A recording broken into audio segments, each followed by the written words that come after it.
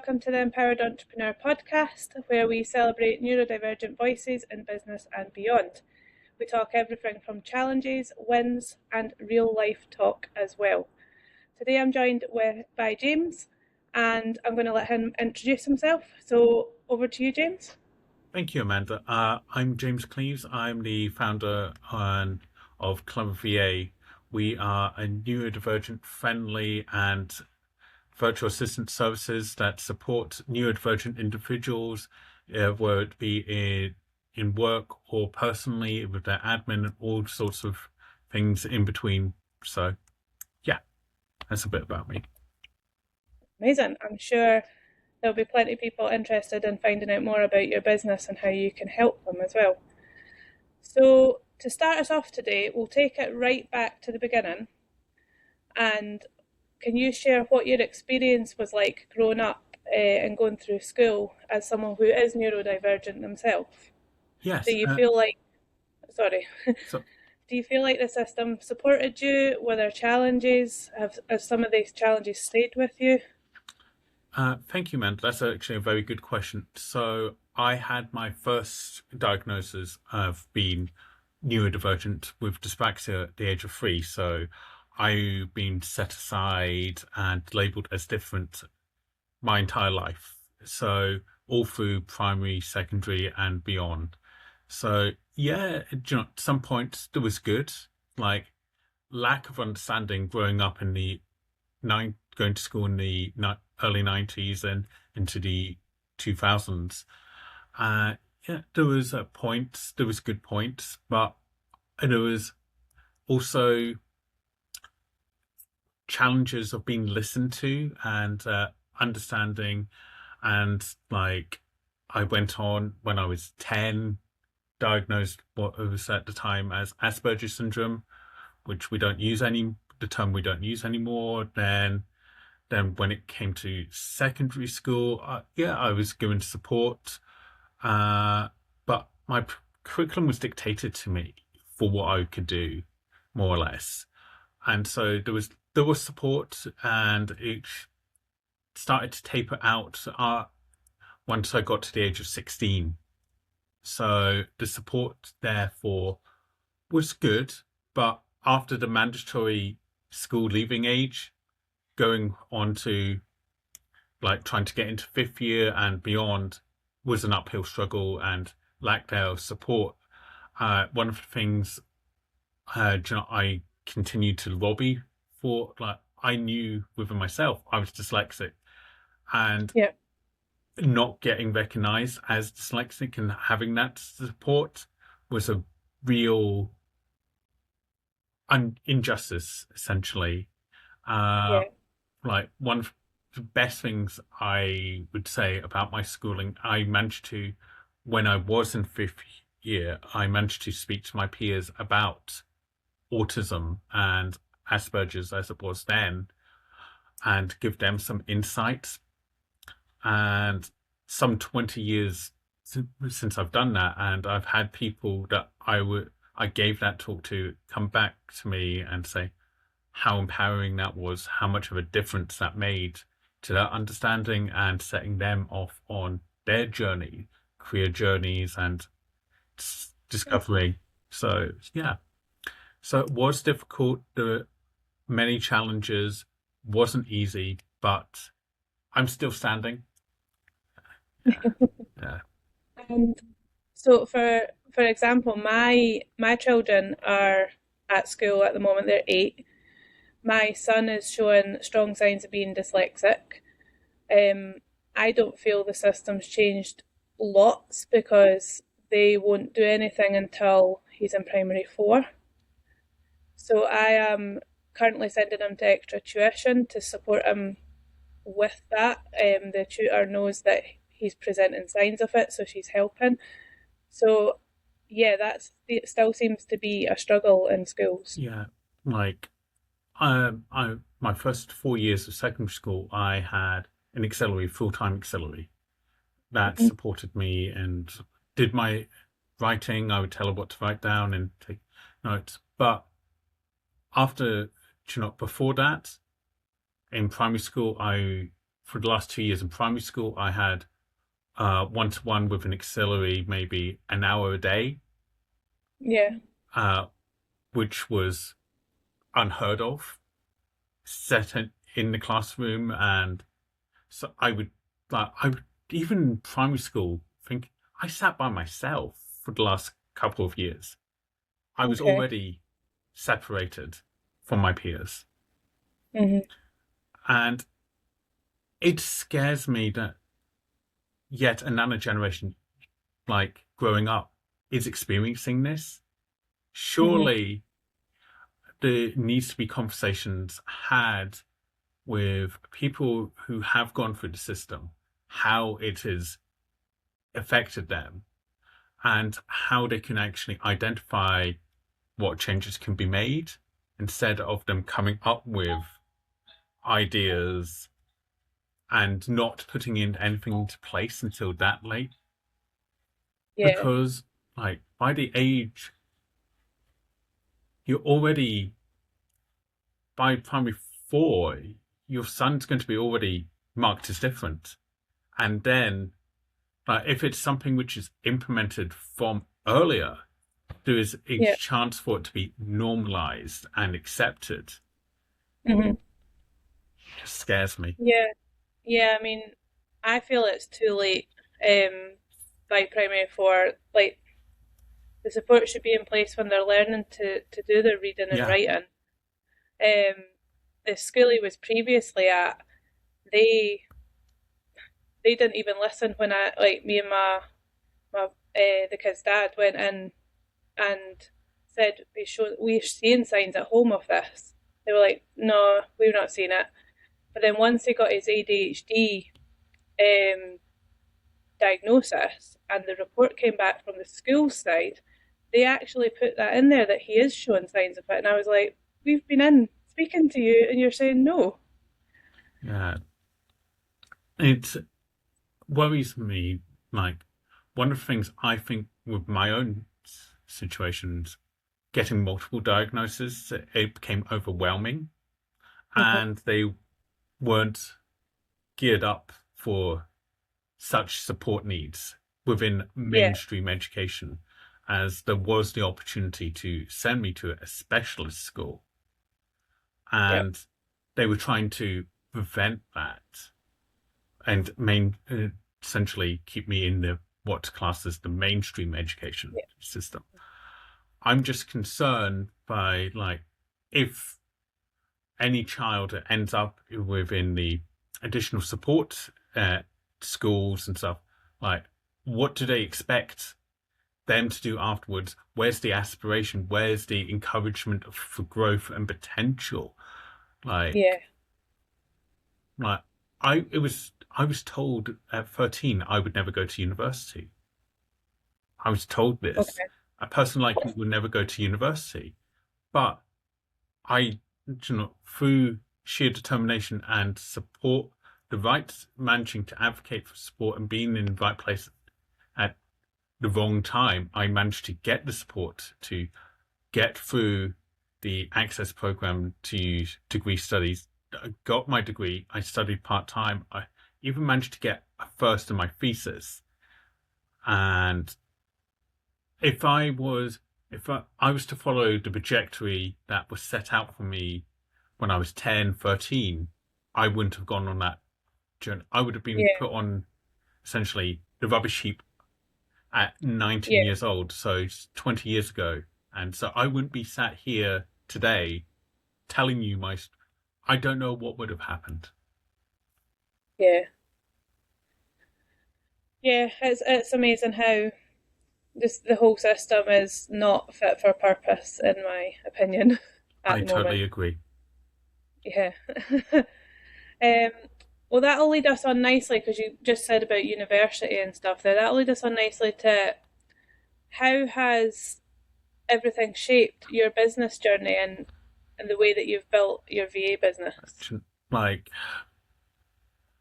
when I got to university, I studied part time, and I got there in the end. I got my master's in political science, but it was a nice, warm environment. I had the right support. I, I had crippling imposter syndrome the entire time when it came to submitting essays, doing exams, because of how my education experience up until that point had been. So I always thought I was going to be called out as a phony. Okay. But I graduated. But then the new challenge of looking for work kicked in. Uh, Being older than my the rest of my graduating class, didn't even know anyone in my graduating class because I studied part time. And so I applied for jobs, rejection after rejection, even schemes which involved a double tick. I Hmm. got interviews. I could get down to the last two, but when I mentioned I would need additional support because of like being dyslexic and being like having multiple neurodivergence, they weren't Yeah. they weren't listening. I didn't at Okay. that time know about access to work. Neither did the employers, Hmm. uh, which is a failing in the system I'd majorly. still say even now it's not overly shouted about. No, it's getting louder and louder, but that's another Yeah. problem in itself. But Mhm. getting, looking, rejection after rejection after rejection. Even I applied for Saturday jobs that, you know, people typically would apply for when they're 16, 17, 18 years old Hmm. to earn some extra money at the weekend before going off to university. I even applied for those jobs and still didn't get them. Okay. Passed over. There was like apprenticeships and stuff. But because I was over the age of 25, I couldn't qualify. Even everything else, like schemes set up for to support neurodivergent individuals, because I was in my late 20s and into my early 30s. I was too old.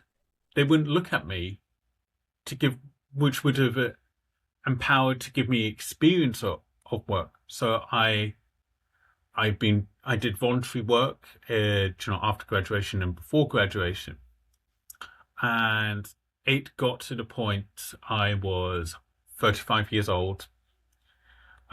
We were in the midst of the pandemics.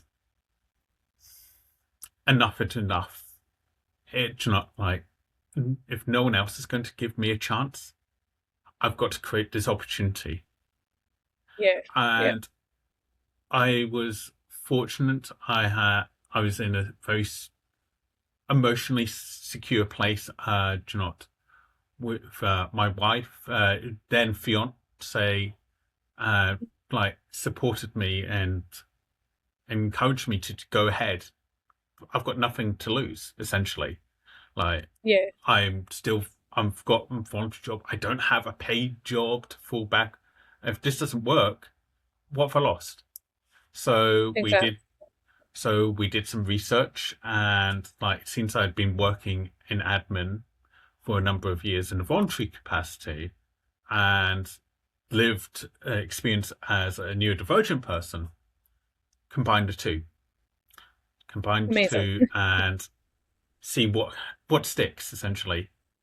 Hmm. And that was just under 4 years ago. That will be 4 years this July, and I gradually built up a roster of clients. I've got a great range of clients who are neurodivergent and who I really appreciate working with, the privilege and supporting them. Quite a number of them are later in life diagnosed, so Okay. which is great. It means I can like when they ask some questions, like especially about my earlier years, yeah, I can say, yeah, that would have been a sign of your neurodivergent showing, but given the time that we were and it was just brushed aside. And I'm finding more and more working with, especially those who identify as biologically female. Hmm. I'm work. I do not. it's never dipped below 80% of my client base. Mhm. And it really highlights like how much of a disservice to all of the biological females out there that have been in the failings of picking up neurodivergence. Yeah, absolutely. I mean, myself, I'm just recently diagnosed with ADHD. I'm 34, and well, I was born in 91, so it was never really looked at. And that's not a failing on my parents. It's the They system. didn't.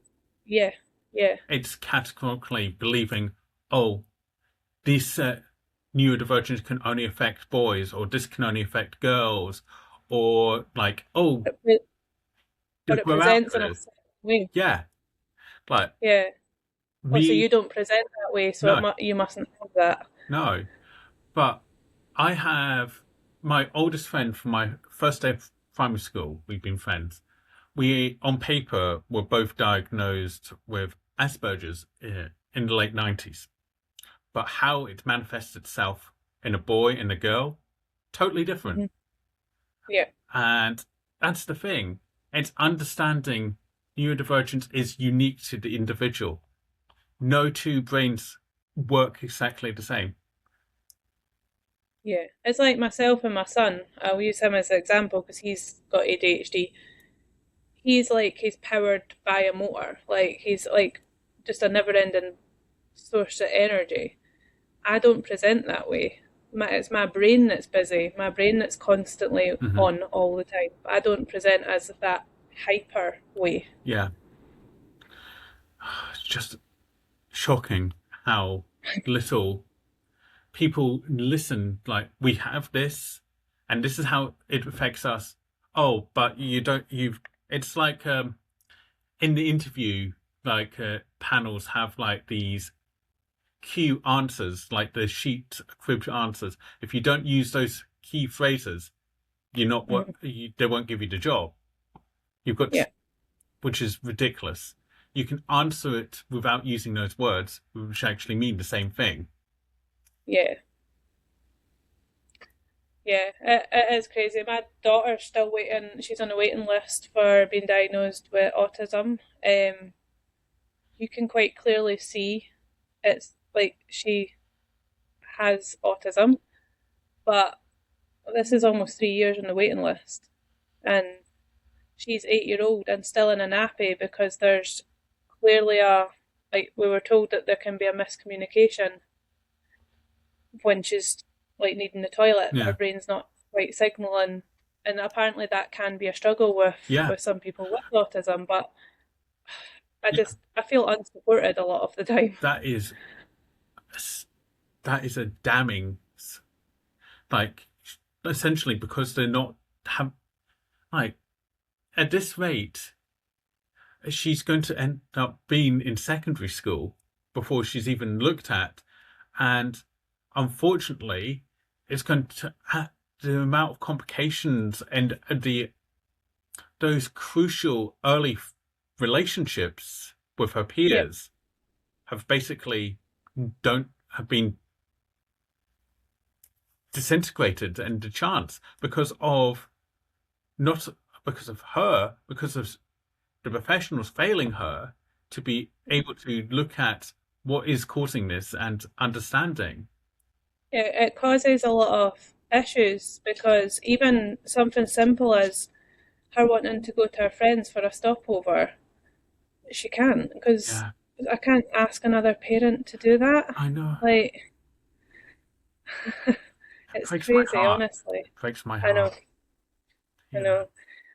So, taking it back to your business when you're supporting your clients who are neurodiverse, do you feel that you have that different level of understanding because it's something you live with as well? Very much so. I feel like having that lived experience is crucial. Yeah, And it's like understanding, like, yes, my how my neurodivergence manifests itself is different, but under someone actually who's going through those challenges, like, understanding what RSD feels Mhm.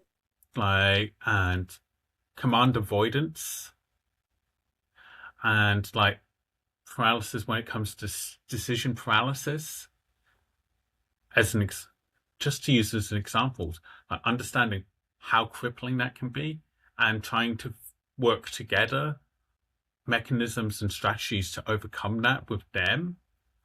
Because, like, yes, there is ways to recognize ways, but it's different with each of them how we do these challenges. Like we quite often like gamify tasks, which seems to be quite a popular way within certain Yeah. clients.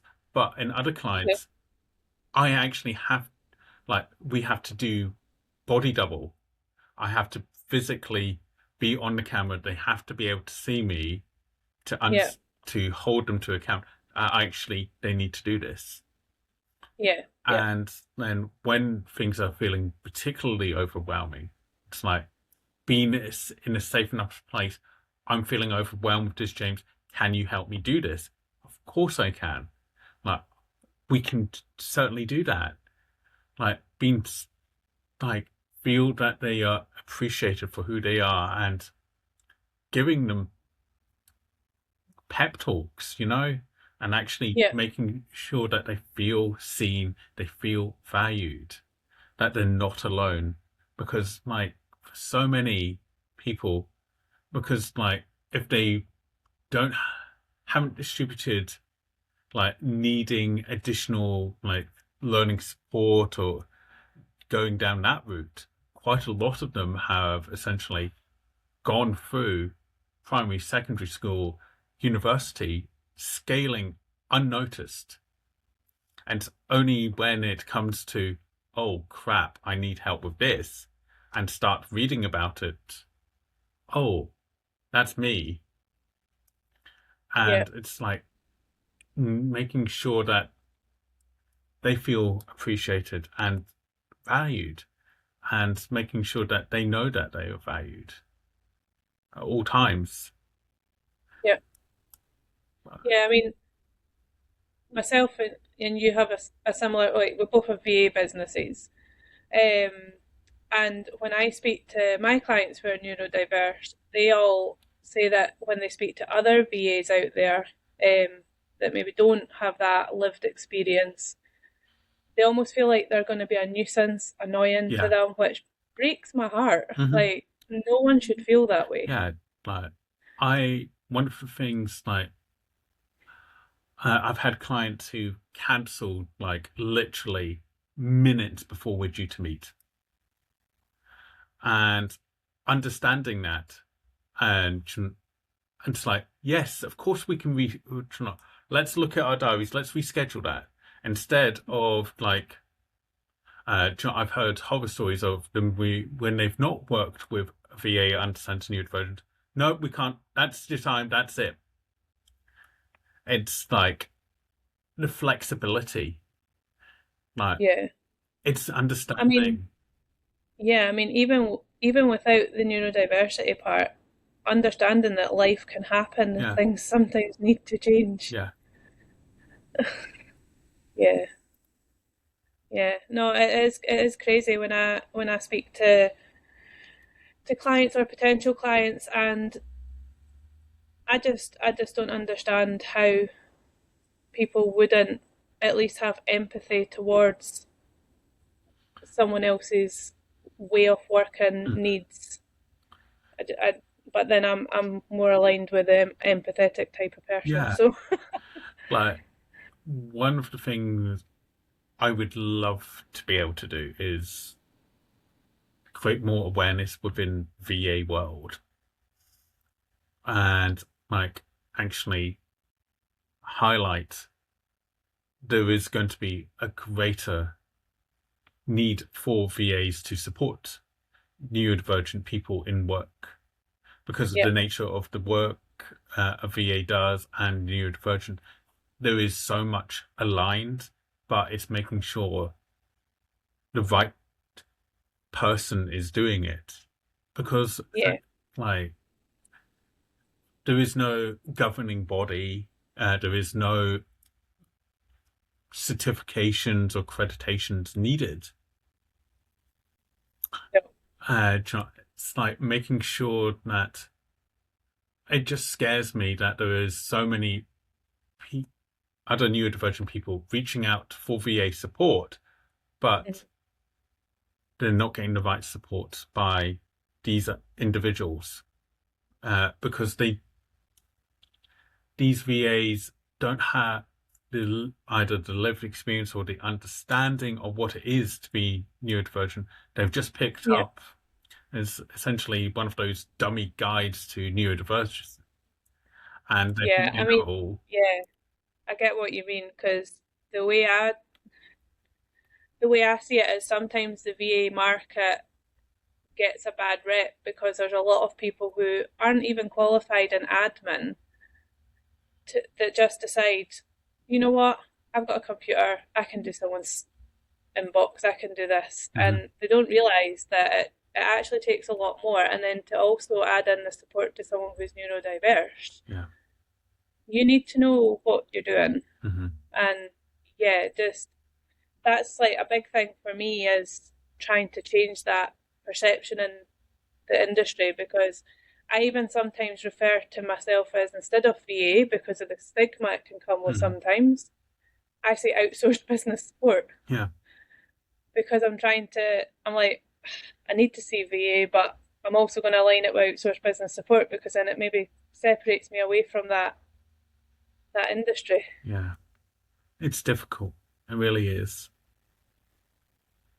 Yeah, definitely. I mean, like myself, I've got a degree in business administration. I am self-taught with social media, but I'm now doing a qualification with a CIM for digital marketing and content and digital content. So, just to finish off that Yeah. all round, because my degree in administration touched on marketing a little bit, Hmm.